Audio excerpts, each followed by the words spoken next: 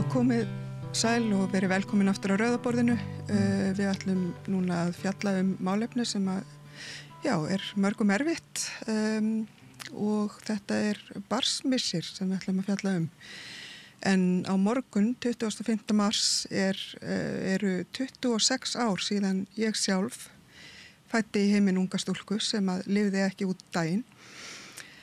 Og ég hef nú oft skrifað einhverja statusa á svona í þessu tilefni en ákvað að þessu sinni að hefja umræðu þetta málefni við fólk. Þetta verður fyrsta innslag af vonandi fleirum við fólk sem hefur þessa sömu reynslu og svolítið með það að leiðarljósi að fá umræðuna á svolítið svona það plan sem við sem höfum þessa reynslu viljum sjá á og fyrsti viðmælandi minn mættur hér, það hún María Pétursdóttir, listakona. Ekki satt, María? Jú. Já. Nú hitti ég þig fyrst í gegnum starf Sósíalistaflokksins fyrir mörgum árum og við komumst fljótt að því að við deildum þessari reynslu að hafa mist barn. Vilt þú kannski byrja að segja mér svona aðeins frá þinni reynslu? Minni reynslu, eins og þú treysti þig til. Já, ég skal gera það.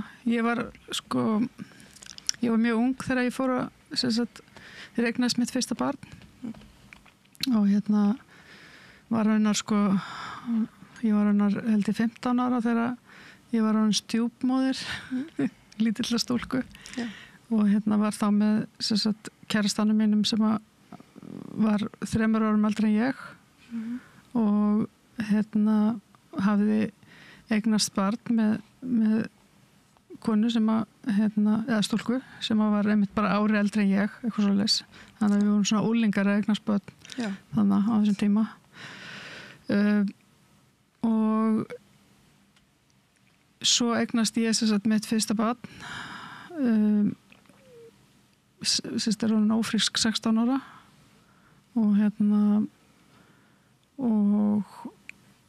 næja verða 17 ára og nokkra mánaða þegar barnið fæðist og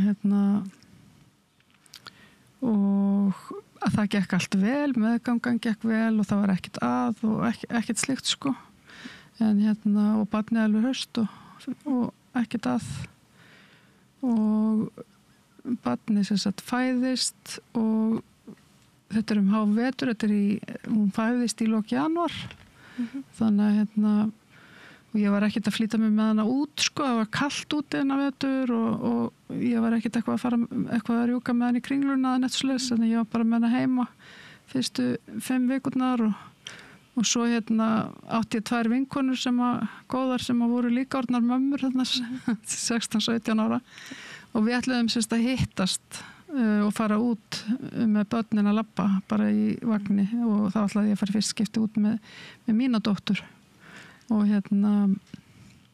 og þá morguninn kem ég bara að barninu í rauninni þannig að þær hringja í mig eldsnemma og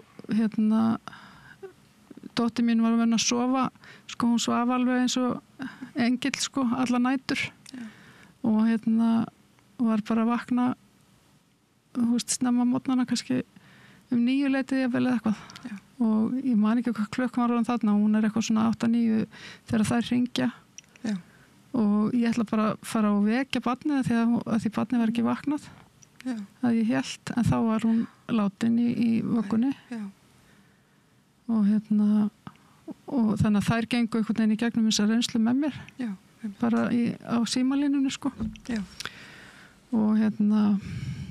og og svo náttúrulega bara fer auðvitað kemur sjúkrabíll, mér fannst eins og þetta í minningunni þetta svona, mann náttúrulega bara einhvern veginn blokkar rosalega þetta verður líka rosalega móða þetta verður svo mikið til móðu og jarðaförin og svona allt tengt þessu ég ætla mjög ung en það sama, þetta bara allt í móðu voðalega mikið eftir á og maður bara í einhverju áfalli og ég á svona glimt sko. Já. Ég á svona, og ég man þegar að sko það kom hjúkrunarfræðingur af heilsugæslunni heim til þess að stoppa mjólkurframleiðsluna, reyra mig og gefa mér einhverju töflu þannig að ég var ekki að mjólka. Já. Og ég man að mér fannst það alveg rosalega sárt að og eitthvað svona, já. Og svo var þetta spurning líka bara hvað maður að gera af sér, hvað maður að gera við sig þannig að fyrstu sólarhringana.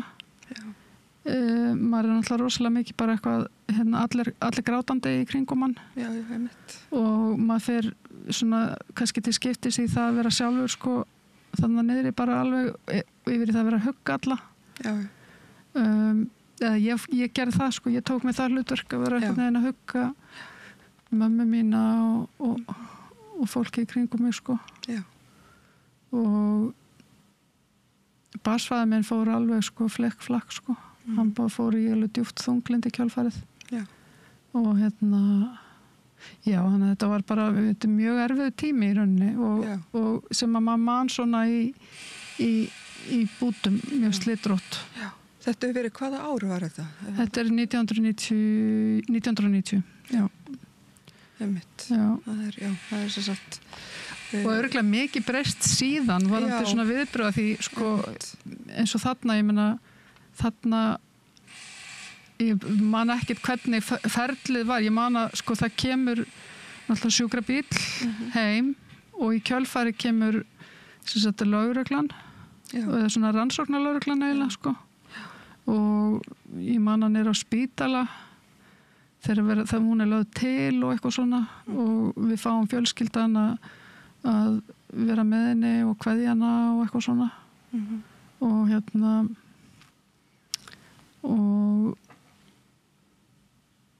og svo er maður tekin í eitthvað svona viðtali á rannsóknarlögreglunni að því þetta er ekki svona instantly þetta er bara dauðsfall skilur og það er kannski ekki búið úrskurða á heimili og ekki búið úrskurða hvað gerðist sko. Akkurat. Og en það er margt í þessu sko, mér fannst það rosalega erfitt að þetta kryfja hana. Já. Þannig fyrst fannst mér rosalega bara fyrsta þegar sjúkrabíllinn kemur og tekur hana og ég veit að hún er búin að vera látin í einhvern smá tíma skilur allavega meðan ég beði eftir sjúkrabílnum og allt það og og það voru gerða lífgunartilraunir á henni alveg bara í svolítinn tíma því að hún var heit ennþá og mér fannst það rosalega erfitt líka af því ég hugsaði bara hún er farin þú veist og hún verður eitthvað sköttuð ef að það er það langur tími liðin og mér fannst það rosalega erfitt þá einhvern veginn var fyrsta svona instinkt bara, þú veist, leyfum henni þá bara að fara sem er kannski svolítið skrítið að hugsa en maður samt að það kemur upp þessi ótti hún kemur ekki tilbaka, skilur ég bara einhvern veginn fann það tengi mjög mikið við það sko. Já, því maður veit einhvern veginn líka maður er með svo mikið eitthvað svona mæðra instinkt líka bara eins og þessa nótt, sko, ég svaf ekki þessa nótt að því ég var alltaf að tekka á henni, hvort hún andaði og því ég fann á mér að það var bara eitthvað að fara að gerast ég held líka sem móðir þá gerir maður þetta held ég mjög mikið líka bara, þetta var ekstra mikið sko, þessa nótt sko að því ég var með eitthvað rosalega vonda tilfinningu þannig að og svo gerist þetta en svo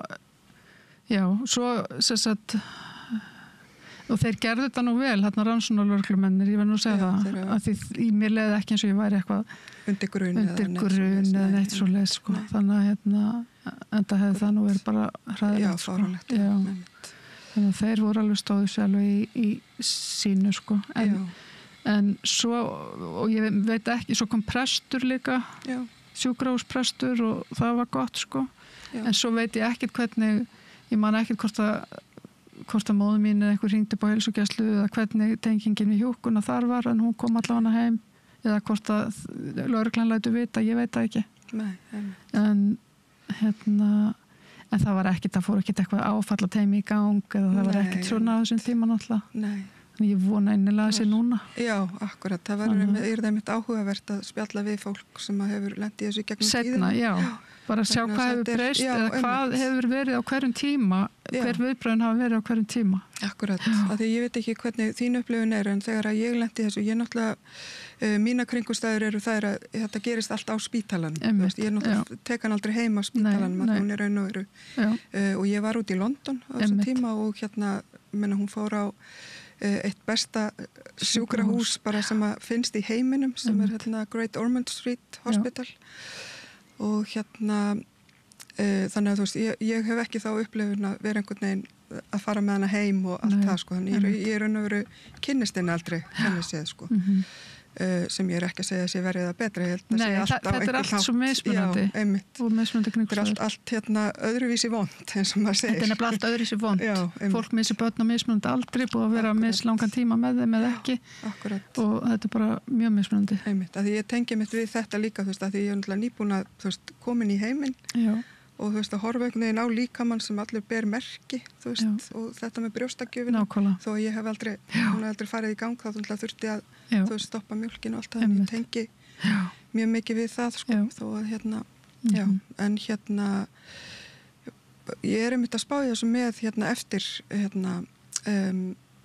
það sem gerist eftir á, því að nú, til dæmis ég fæ, þegar fólk veit að ég hef þessa reynslu, þá komu fullt af konum sem ég hefði þekkt lengi, sem komu allt í einu með sínar sögur eftir að ég opna mig. Já, eitthvað sem þú hafðir ekki vitað áður. Já, eitthvað sem ég hafði ekki vitað áður og þá sér maður einmitt og það þarf ekki annað en að fara, þú veist, þegar þú leitar að konum í Íslendingabók, til dæmis konum sem voru á undan þér í þínum ættlegg, sko, að þar eru alveg þetta var náttúrulega rosalega algengt hérna árum áður, sko. Já, þetta var einmitt, ég held að þetta hafi mjög mikið verið þannig að, þú veist, fólk bara talaði ekki um þetta. Já, já.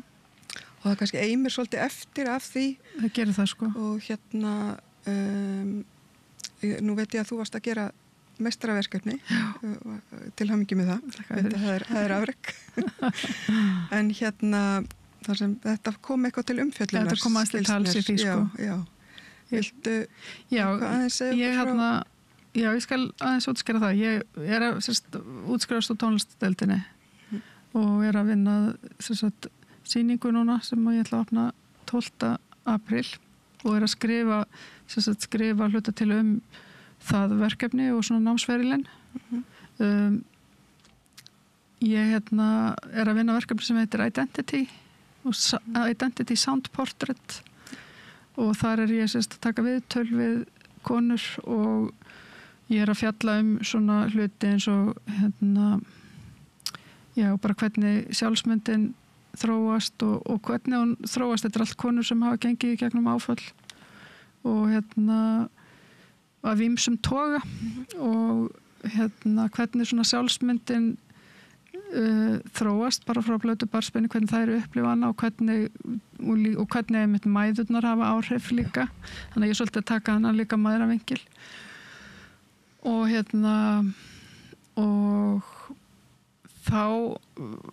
og í gegnum alla þessa vinnu þá er ég líka svolítið að horfa á mína eigin sjálfsmynd og velta fyrir mér náttúrulega bara hvernig sjálfsmyndin, já, ég hef svolítið gegnum tíðin að velta þessu fyrir mér líka, hvaða áhrif þetta hefur á sjálfsmyndina og sjálfstraustið og allt þetta. Nú er þetta svona svolítið samofið allt, sko. Identity er ekki alveg sama á sjálfsmynd, þetta er svona, það er ekki bein þýðing á þessu, sko. Nei. En ég nota svona í íslenska hugtakið sjálfsmynd líka í viðtölunum. Sko, þetta er þannig að þegar mín upplifun er þannig að lifa með svona einhverju lífsreynslu, sama hver hún er, held ég. Það getur verið svolítið flókið og það er náttúrulega það heggur oft á tíðum í sjálfstraustið og sjálfsmyndina og eins og til dæmis þetta að missa barn, það í mínu tilfelli allavega gerði það verkum að ég fekk ofboðslega sektarkennd. Mér fannst þetta að vera mér að kenna. Ég hef ekki verið nógu góð móðir og barnið mitt hefði ekki viljað vera hjá mér. og auðvitað vildi hún fara, þú veist, það var svona mitt teika á þetta, auðvitað, þú veist, ég var kornung, ég var bara, já, ekki nóg góð og og maður er alveg bara lengi að svona vinna einhvern veginn á þessu kannski, og kannski aldrei almennilega. Nei, og finnst þú alltaf bara eitthvað vafasöm móðir. Já. Og þó að þú vitir alveg rökrétt að þú gerðir ekkit rangt eða þetta var ekki þér að kenna. Það fannst engin skýring, skilurðu, þetta bara skilgreind sem vöggudauði. En þá ertu samt einhvern veginn alltaf með eitthvað í bakhöfðinu, þú gerðir eitthvað rangt. Og svo þetta spurning sko, þegar að þú ert að tala sjálfan þig eða segja frá þér eða tala eitthvað við einhvern, að þá ertu svona þú ert alltaf að ritskoða þig. Já. Þú ert stöðugt að ritskoða hvaða mynd þú vilt birta af þér. Já. Eða hvaða mynd þú vilt varpa. Vil ég vera þessi? Já. Þú veist, ætla ég að vera þessi sem að misti barnið sitt? Já. Ætla ég að fara að láta alla vorkenna mér? Eða þú veist, ætla ég að fara í eitthvað djúpt samtal og ætla ég að treysta þessu fólki eitthvað fyrir mínum tilfinningum. Þannig að þú veist, að koma alls konar svona hugsanir. Og þetta bara svona, og þetta svo auðvelt að fara í þetta, sérstaklega eins og með barsmissi, þetta svona mismunandi eftir hvað þú gengur í gegnum, hvar þú lendir í þessari skörun. Að hvort þú varst í eiturlyfjaneyslu eða hvort þú misti barn eða hvað það var sem að þú gekkst í gegnum. Að þá eins og með þetta, ég menn þú ert svo oft spurð að því sem kona, hvað áttu mörg börn? Og ég meina hvað á maður að segja? Já, ég á 2 en ég fæddi 3. Já. Eða á maður að segja bara, nei, ég á 2 börn. Já. En mín upplifun er alltaf að ég á hana líka. Já, þetta. Og mér finnst ég vera að ljúga ef ég tel hana ekki með. Og stundum fólk jafnvel að spyrja mann út frá því hvað þú hefur fætt mörg börn. Já. Hvað hefur átt margar fæðingar eða meðgangur eða annað. Já. Eða einhvern veginn út frá einhverju líkamlegu sjónarmiði eða eitthvað svoleið sko. Já. Og þá maður líka alveg bara býta að ég fara að segja frá þessu. Já. Og svo bara eitthvað svona, já, okkur ætti ég ekki að segja frá þessu. Þetta á ekki að vera nett feimnismál. En þá alveg svona bara, já, en þetta kannski ekki feimnismál, en þú veist, nenni ég að standi í því að fara að ræða þetta núna. Eða vil ég að þetta liti það hvernig við komum til að horfa á mig. Vil ég fá vorkun? Eða vil ég, skilur, þú lendir í alls konar svona, þannig að þú ert alltaf eitthvað að ritskoða þig. Já. Kannast mjög mikið við þetta. Þetta er eins og maður sko sleppi ofta að nefna þetta af tillitssemi við. Líka tillitssemi við aðra, þú veist að vera einhver vandræðagangur og þú þarft einhvern veginn að segja svona, já, nei, þetta er allt í lagi, ég er alveg búin að vinna úr þessu eða þú veist, þetta var ekki þér að kenna. Þetta var ekki þér að kenna, já. Nei, einmitt, já. Já, ég held að þetta sé mjög ríkt í fólki og ég held einmitt að það sé þess vegna sko að því að nú náttúrulega erum við á samskiptamiðlum og allt þetta og við sjáum við náttúrulega tengjumst líka svolítið í gegnum þessar sögur. Að það er oft fólk eins og ég var að tala áðan að við birtum oft þegar börnin eiga ammæli eða eitthvað þannig. Já. Og að því okkur finnst einhvern veginn, ég heldur strögglum líka svolítið allt okkar líf einhvern veginn að gefa þeim svolítið sama rými og við gefum hinum börnum okkar sem svolítið sásökafullt líka að einhvern veginn get ekki sko. Já, en svo þetta líka það að sko það mismunandi, mér finnst til dæmis ég hafði ekki postað neinu dóttur mína sko á Facebook fyrir bara kannski fyrir 2-3 árum síðan. Já. Að því mér fannst það óvirðing við hana. Já. Ég upplifði það bara eitthvað. Ég vissi bara, ég ætla ekki að fara að birta mynda henni á Facebook. Nei. Hún á ekki skilja að vera þá. Já, þannig að það er alls konar svona líka. Já. Og svo var líka þannig að þú veist, mér langaði ekkert eitthvað til þess að endilega til þess að muna alltaf eftir dánadeginum hennar eða afmælisdeginum hennar. Mér fannst eiginlega bara svolítið gott að ég pældi ekki og glemdi því og myndi ekki hvað dagur. Ég er svolítið þennan típa, ég veit ekki hvað dagur er í dag. Hvað er 23. eða 24. Og þú veist, svo kannski var ég alltaf svona svolítið, þú veist, langt neðri í janúar og fram í mars, þú veist, sem er þetta tímabil. Já. Að því líka með ná svo mikið bara tilfinningalegt minni. Já, þú veist, þannig að bara það að einhver tíman á lífsleiðinu þú gengur í gegnum risa áfall á þessum árstíma að þá bara fer eitthvað í gangi líkamannum á þessum árstíma alltaf. Einmitt, algjörlega. Þannig að en svo var, ef að ég sem sagt var ekki sjálf bara með að muna eftir þessum degi, þá fekk ég móral yfir að hafa glemt honum. Já. En það var yfirleitt alltaf einhver annar sem myndi mig á það. Já. Og ég var stundum svolítið fúl yfir því. Já. Af hverju gátu þið ekki bara left mér að muna ekki? Já, einmitt. Þannig að þú veist, þetta var allavega, þú veist, en í dag skiptir það engu máli fyrir mig, skilur, ég man yfirleitt eftir þessu, sko. Já. Og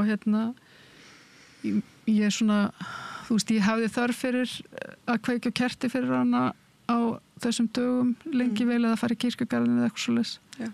Og fara í kirkjugarðin á jólunum og áramótunum og eitthvað svona. Í dag það svolítið breytt. Já. Í dag, sko, ég eiginlega bara svolítið að fókusera á að vera í núinu. Já. Og vera ekki einhvern veginn að dvelja við þetta. Ég held að hún hefði ekki dvelja það. Nei. Þannig að, já. Já, einmitt. Ég held að þetta sé einmitt ofsalega persónulegt og það örugglega engir tveir sem að finnst þetta. En svo þetta líka bara, skilur þú veist, þetta árið þetta svona. Já, einmitt. Og svo næsta árið líður betur. Svona stemt, svo næsta árið ég einhvern veginn öðru sig og langar kannski að pósta einhver og segja frá henni eða skilur það bara, allur gangur. Þetta allur gangur á því. Já, og það einmitt það að þú veist, maður þarf bara svolítið að leyfa sér held ég að fara í gegnum þetta. Einmitt. Þessar tilfinningar og líka að gefa öðrum rými. Já, og eins líka bara þegar að fólk að syrgja að minnast einhvers einmitt, það var í minni fjölskyldu sem að það eru frændi minn og konan hans mistu, minnir að það hefur verið þau hún sem póstaði þessu mistu dóttur sinni í bílslýsi fyrir þó nokkrum árum og kannski 5 eða 10 árum síðan eitthvað svoleiðis og hún póstaði núna eitthvað svona aldrei hefði ég trúa því að ég því svo sem að póstaði sko dánardegi. Já. Og fannst það alltaf eitthvað svona skrítið þegar fólk var að minnast viðkomandi á deginu svo dó. Já. En það bara, skilurðu, það eru tímamótin, það þetta líkamsminni setur svo mikið tengt þeim degi, kannski mikið frekar heldur en afmælisdeginum. Veist, það var sá dagur sem að þú fóst í gegnum áfallið. Já. Þannig að sem áfallið í rauninni herjaði á þig. Já. Þannig að ég tengi mjög mikið við það einmitt að þú veist, þetta oft tími sem að einmitt maður svona svolítið daufur. Já. Og utan við sig og kannski ekki alveg með í nei, einmitt. Í dagsins amstri. Einmitt. En já eins og ég segi, þetta alls konar og mér fannst einmitt annað sem ég staldraði við sem þú sagðir að það að þeir sem fylgja manni í gegnum þetta náttúrulega með manni í þessu og þetta markar þau líka algjörlega, fjölskylduna og bara vini og aðra sem kom gegnum þetta ég man eftir ég að það var vinkonu mín sem fór með mér í gegnum þetta og hún einmitt mætti á spítalan rétt eftir fæðinguna sko. Og hún, að því ég var á spítalanum í nokkra dag og hún svaf á gólfinu hjá mér þú veist, og hún einhvern veginn sko, hún skrifaði óbærslega fallegt ljóð til hennar þú veist og alls konar svona og svo þegar að ég að þetta mitt annað barn sem að ég missi þannig að ég upplifi ekki það að vera ekki lengur mamma þú veist, ég ennþá mamma og þú veist, þannig ég skil alveg að það annar vinkill. Já. En en það einmitt þetta og hún einmitt sagði mér sko þegar hún verður síðan ólétt aftur þá einmitt segir hún mér það eftir á sko, hún sagði þetta við kærasta sinn bara ég fór í gegnum svolítið með vinkonu minn og ég bara rosalega hrædd. Já, skilanlega. Og það þetta og mér langaði aðeins kannski að nefna þetta því að nú eignast þú 2 börn eftir þetta. Já.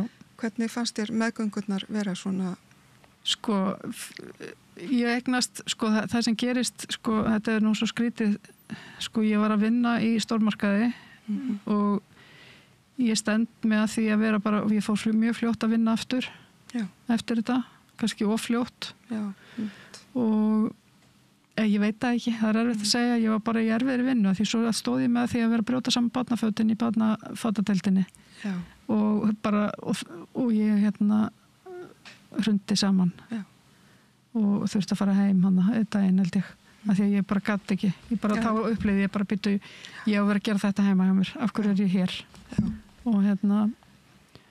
Og þó að ég sé svona ung á þessum tíma, sko, ég fekk bara þessa tilfinningu, því ég var bara, þú veist, það vantar eitthvað stórkostlegt í líf mitt, ég á að vera heima að brjóta saman barnaföt.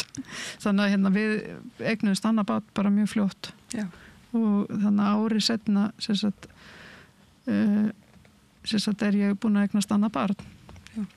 Það var síðan þannig að auðvitað er maður er náttúrulega með bara brjála áfallastreituröskun. Já, algjörlega. Ég mæla ekkert með því að eignast annað barn svona fljótt aftur í bara mikilli áfallastreituröskun, eða ég veit ekki, svo veit maður það ekki, skilur, kannski var það gott, kannski ekki, en ég allavega svaf ekki á nóttunni, skilur, ég var alltaf vaknandi til þess að, og ég var alltaf að vekja barnið mitt og ég var alltaf að hrista barnið, þú veist, ég var alltaf aðtuga hvort að barnið andaði og þú veist, maður gerir bara barnið sér taugvæklað með þessu, sko, og svo náttúrulega bara með því að sofa ekki heilan svefn eða bara, og vera með martraðir alla nóttina, þú veist, kannski 5 martraðir á nóttu, þetta var bara fáralegt. Já. Að þá fer ég að þróa með mér svona vefjagektaeinkenni. Já. Og og ég veit að þú ert örugglega með þessa reynslu líka. Já, mögulega. Eða einhverja svona sambarilega. Já. Þú veist, maður er það er alveg búið að sanna það að með því að trufla djúpsvefn, þá verða til svona einkenni í líkamannum. Já. Og það er klárlega það sem gerðist í mínu tilfelli. Já. Af því ég var síðan hann að 20 var ég komið með vefjagektargreiningu. Já. Og já, þannig að ég, og eins og ég segi, örugglega að gera sko barnið mitt taugvæklað. Já. En þetta er samt svo, þú veist, hvað á maður að gera? Já, hvað á maður að gera og hvað er að rétta og allt þetta? Já, sérstaklega þegar það er einhver skýringar. Nei, ég veit það. Eitthvað sem getur bara gerst, þú veist, á þess að maður, já, þetta er svona eins og, ég upplifði svolítið með þessa upplifun, þetta er örugglega líka svolítið svona þegar þú missir einhvern í bara bílslýsi eða einhverju slýsi eða eitthvað svoleiðis, mér fannst þetta vera svona eins og náttúruhamfarir, mér fannst þetta svo að það er bara fallið snjóflóð á mig. Já. Þannig að, þú veist, engin skýring, eða bara, þú veist, þetta er bara af náttúrunar hendina gæslappa eða almættið eða eitthvað, skilur. Já. Það var ekkert sem að ég gerði eða virðist vera eða, þú veist, þó að maður ásaki sig allan fjandann. Já. En já, mér fannst þetta eins og ég hefði lent í snjóflóði. Já. En já, svo verður maður bara, þú veist, þróar maður með sér einhverju sjúkdóma og svona, maður nær ekki djúpsvefni og ég held að ég hef verið sko í mörg ár í rosalegri áfallastreituröskun á þess að fá aðstóð. Já.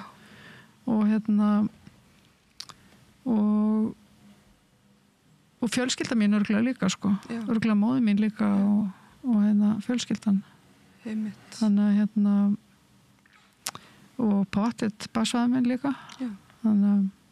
Og ég held að við höfum, sko, já, og svo er maður einhvern veginn alla ævina bara að vinna úr þessu. Eins og ég er ennþá að vinna úr þessu bara í gegnum núna mastersritgerðina mína, þú veist, þar tekið þetta inn í, þú veist, sem er kannski ákveðin úrvinnsla líka. Já, og ég með því að taka þessi viðtal. Þú að taka þetta viðtal, já, einmitt, þannig að einmitt, þetta er svona svolítið eilífðarverkefni. Þetta er bara eilífðarverkefni, sko. Já, eins og með flest áföll. Já, og þetta er eins og sumir hafa sagt, sko, varandi, missa barn, eitthvað svona, þú sorgin svona verður bærilegri en þú losnar aldrei við þetta. Nei. Og það er í rauninni líka kannski það sem að er svona mitt teka á þetta og það er bara öll áföll. Já. Eru þannig að þú losnar aldrei við þau. Nei. Þau verða bara svona kannski auðveldar að lifa með þeim þegar þú svona smám saman vinnur þau í gegnum þau. Já, og þau verða einhvern veginn bara svona hluti af þér. Þau verða bara hluti af þér, já. Það er svona, þetta er bara upp og niður vegferð. Nákvæmlega. Þannig, algjörlega. Og svo getur eitthvað gerst alltaf sem triggerar og annað, sko. Akkurat. Þannig að En ég held einmitt að allavega það sem hjálpaði mér var að hlustaði mitt líka svolítið á annara reynslu og taka svona, þú veist, þess vegna mitt finnst mér bara mjög mikilvægt að við tölum saman og tölum þetta og já. Ég held að það svolítið sérstakt að þegar maður ákveður að segja frá þessu sko, þegar maður í einhverju samtali að hvert þú búin einhvers mörg börn og maður svona, ég reyndar misti fyrsta barnið mitt og eitthvað svona og einhver segir já, er það? Já, ég nefnilega á svipaða reynslu og eitthvað svona, það verður maður alltaf svo fegin. Já, einmitt. Það var maður alltaf bara, ok. Þú veist, þá þetta ekkert eitthvað fíllinn í stofunni eða þú veist, þá þetta ekki eitthvað sem við þurfum að ræða á einhverjum forsendum þar sem að ég þarf að óttast það að þú horfir einhvern veginn á mig eða þú verður vandræðaleg og mögulega líði illa, veist ekki hvað þú átt að segja og eitthvað svona, en það líka, ég held að það þarf að kenna fólki svolítið að einmitt að bregðast við því þegar aðrir segja frá svona áföllum eða einhverju sem þeir hafa gengið í gegnum og bera með sér eða bara segja frá örunum sínum í rauninni. Algjörlega. Að því fólk verður oft svo vandræðalegt og veit ekki hvað að segja. Einmitt. En þetta rosalega einfalt. Viðbröðin eru mjög einföld. Þú veist, það bara að sýna kannski smá hluttekningu í samtalinu. Bara svona, hvað ertu að segja? Leitt að heyra. Og svo bara fara yfir í önnur mál. Skilur þú? Ég meina áður en ég lendi í þessu, þá náttúrulega vissi ég ekkert hvað ég átt að segja. Þegar að fólk lendi í einhverju missengun einhverju svona, þannig að þetta maður lifir og lærir og stundum er það lífsreynsla sem maður myndi kannski helst vilja vera án. Já, nákvæmlega. En mér fannst annað áhugavert sem að kannski var svolítið, sem að mér fannst einhvern veginn mótsagnakennt þegar ég lendi í þessu og það var að ég sá aldrei eftir að hafa átt hana. Nei, maður gerir það náttúrulega ekki. Nú var ég náttúrulega unga einstæð móðir þegar ég lendi í þessu og svona í mjög óstabílu sambandi. En mér fannst einhvern veginn það aldrei kom upp. Þú veist, ég náttúrulega hugleiti hvort ég ætti að eiga hana eða ekki. En það hefur bara, ef þú hefur eitthvað verið að sjá eftir því, þá hefur hugurinn ritskoðað það og farið að skamma þig fyrir að sjá eftir því. Akkurat. Nei, en það heldur ekki, það náttúrulega auðvitað ekki þannig, þetta barnið þitt, þú sérð aldrei eftir að eignast barnið. Einmitt, og það einhvern veginn og það líka þetta að það... Ekki þannig, sko. Nei, einmitt, og þetta svona svolítið tómarum sem verður aldrei fyllt og það þarf svona svolítið að sitja með því bara. Einmitt. Ég vil ekki nota orðið sætta sig við það, en sitja með því. Sitja með því, það mjög gott orð, sko. Já. Þannig að er eitthvað sem þú vildir bæta við? Nei, ég held bara í rauninni einmitt, ég held að veri fólk, sko, fólk má kannski alveg líka huglega, við erum öll með áföll. Nei, ég ætla ekki að segja öll, við erum nefnilega ekki öll með áföll. Það er eiginlega svolítið það sem að ég svona reki mig á, að sumir bara hafa gengið í kemur lífið á þess að bara upplifa neitt sérstætt. Svona slæmt, sko. En aðrir er einhvern helling. Þannig að þetta er bara mismunandi. Þess vegna líka vera sumir svo vandræðilegir því þeir einhvern veginn hafi ekki reynsluna og þá verða þeir einhvern veginn vita þeir ekkert hvernig þeir bregðast við. En við erum rosalega mörg sem að höfum náttúrulega flest örgla gengið í gegnum allan fjandann. Og ég held að við þurfum líka bara einhvern veginn að vera okkur svolítið meðvituð að það á ekki að vera feimnismál. Það þarf heldur ekki að velta sér upp úr því. Nei. Og og við bregðumst öll mismunandi við. Skilurðu, við erum öll við tölum mismikið hlutina það þarf ekki að segja neitt. Nei, einmitt. Það skuldar þér engin hérna sögu. Nei, og ég meina það segir ekkit hvernig að þú syrgir meira en einhver annar eða minna en einhver annar eða þú bara ekki syrgir öðru sig. Við syrgjum all mjög mismunandi. Akkurat. Og svo, ég held nú að það hafi var ekki komið eitthvað svona eitthvað frumvarp á Alþingi sem var samþykkt þar sem að fólk átt að geta farið í leyfi frá störfum í einhver tíma ef að það misti einhvern nákominn. Jú, það var eitthvað, einmitt gott og bentur á það, fróðlegt að grafa það upp. Já, þannig að ég held að það sé svona smám saman verið að bæta lagaumgjörðina kringum á vinnumarkaði í kringum bara áföll eins og það að missa. Já. Akkurat, ég held einmitt að það hafi verið það hefur oft verið svolítið svona viðurkendari missir hefur verið makamissir. Já, einmitt. En einhvern veginn barsmissir hefur orðið svolítið útundan. Já, einmitt. En það væri nú líka forvitnilegt að vita hversu algengt það er. Ég meina það hefur verið alveg 1% af fæðingum með eitthvað svoleiðis sem að endi döðsfalli minni með eitthvað. Það var á tímabili allavega 1-2%. Já, ég held að þetta sé bara nokkuð og svo náttúrulega er einhver prósenta sem að lifir bara stutt að vegna veikinda. Þannig að það væri gott að fá einhverja fræðinga hér á borðinu. Já, það væri nefnilega svolítið forvitnilegt að fá smá fræðslu hvar þetta er statt núna, vegna þess að sín tíma var þetta bara ekkert statt. Nei, akkurat, þetta var náttúrulega bara alveg komið út úr, náttúrulega 1990 og kannski komið út úr mestu svona þöggunni, en kannski inn í eitthvað svona tómarum þar sem allir einhvern veginn voru að reyna að gera sitt besta. En vissi ekki alveg hvað þetta gera. Já, því ég náttúrulega mín reynsla 99 og ég náttúrulega út í Bretlandi en ég kem síðan heim og jarðana hér, og þannig að þá tekur svolítið. Ég var einhvern veginn í sambandi við alls konar fólk hérna á Íslandi, þú veist, þá kom ljósmóðir sem tók móti mér í heiminn, þú veist, það var svona alls konar fólk sem bara kom inn í líf mitt og ég er náttúrulega gríðarlega þakklátt fyrir alla sem voru til staðar, þó þetta tímabil sé náttúrulega bara svona svolítið í móðu og ég sé svona, en það var einhvern veginn, það virkaði einhvern veginn eins og það væri svolítið verið að smíða skipið, svona í siglingunni, bara svolítið, það var einhvern veginn, það voru allir reiðubúnir til þess að tala þetta og til að koma til móts við þig, en það var ekkert alltaf vitað akkurat hvernig. Nákvæmlega. Þannig að það var einmitt fróðlegt að vita og ég kannski kallaði aftur að borðinu María með mér í þetta samtal. Já, bara sjálfsagt. En við kannski setjum punkt í beili. Takk innilega fyrir komuna María Pétursdóttir að tala þetta erfiða mál. Takk fyrir. Takk. Og ég bið ykkur að staldra við, það er meira handan við hlé hér við rauðaborðið. Þú ert að hlusta á Samstöðina. Róttækt sjónarhorn á atburði dagsins.